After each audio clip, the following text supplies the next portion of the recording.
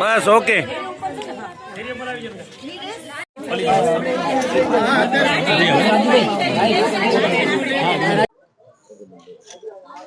મારું નામ પલ્લવી રાજપૂત છે. હું ગુજરાત કચ્છમાંથી અંજારમાંથી બિલોંગ કરું છું. અગર હું મારી વાત કરું તો હું પોતે 2 ટાઈમ ઇન્ટરનેશનલ ગોલ્ડ મેડલિસ્ટ છું.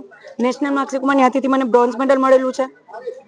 અને રિસન્ટલી 2024માં 2024માં હૈદરાબાદ તેલંગાણા ખાતે આપણા સાઉથના જે ફેમસ હીરો છે સુમન તલવાર સર, જે પોતે કરાટેમાં પીએચડી છે, એમના હાથેથી મને બેસ્ટ રેફરી જજનો બી એવોર્ડ મળેલો છે.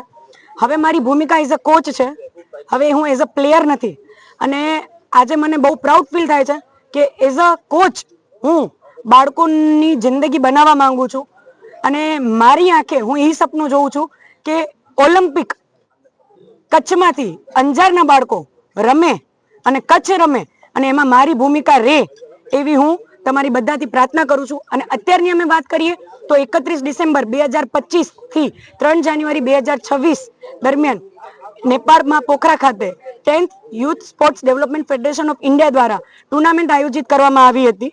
એ ટુર્નામેન્ટ દરમિયાન કચ્છમાંથી સિલેક્ટેડ બાળકો વિવિધ સ્કૂલોમાંથી લેવામાં આવ્યા હતા અને વિવિધ ગેમો માટે લેવામાં આવ્યા હતા, વિવિધ સ્પર્ધાઓ માટે, જેમ કે કરાટે છે, ક્રિકેટ છે, વોલીબોલ છે, બેડમિન્ટન છે, એવી વિવિધ ગેમોમાં અમે 14 બાળકોને સિલેક્ટ કર્યા હતા. અને એ 14 બાળકોમાંથી 9 બાળકોએ ગોલ્ડ મેડલ અને 5 બાળકોએ સિલ્વર મેડલ લઈ આપણા કચ્છ ગુજરાતનું નામ રોશન કર્યું છે. એટલું જ નહીં, નેપાળની જમીન ઉપર નેપાળની હરાવી અને ઇન્ડિયાનો ઝંડો ગાળ્યો છે. એટલું જ નહીં, જે અધર સ્ટેટ્સમાંથી બીજા સ્ટેટ્સમાંથી જે ટીમો આવી હતી એમાં ઇન્ડિવિજ્યુઅલ ગેમમાંથી ગુજરાતને સૌથી વધારે મેડલ પ્રાપ્ત થવા માટે બેસ્ટ વિનર ટીમની ટ્રોફી સાથે સન્માનિત પણ ગુજરાતને કરવામાં આવ્યું છે. અને આ બહુ પ્રાઉડની વાત છે અમારા માટે કે અમારા બાળકો આવી રીતના બીજી કન્ટ્રીમાં જઈને પણ આપણો ઝંડો ગાડીને આવે છે. અને આવનારી ટુર્નામેન્ટોમાં પણ આપણું ઇન્ડિયા આગળ રહેશે અને આપણું ગુજરાત કચ્છ આગળ રહેશે. અને એવી હું પ્રાર્થના કરું છું કે તમે બધા અમને સહભાગી બનો અને અમને આશીર્વાદ આપો. ભારત માતા કી જય. વંદે માતરમ.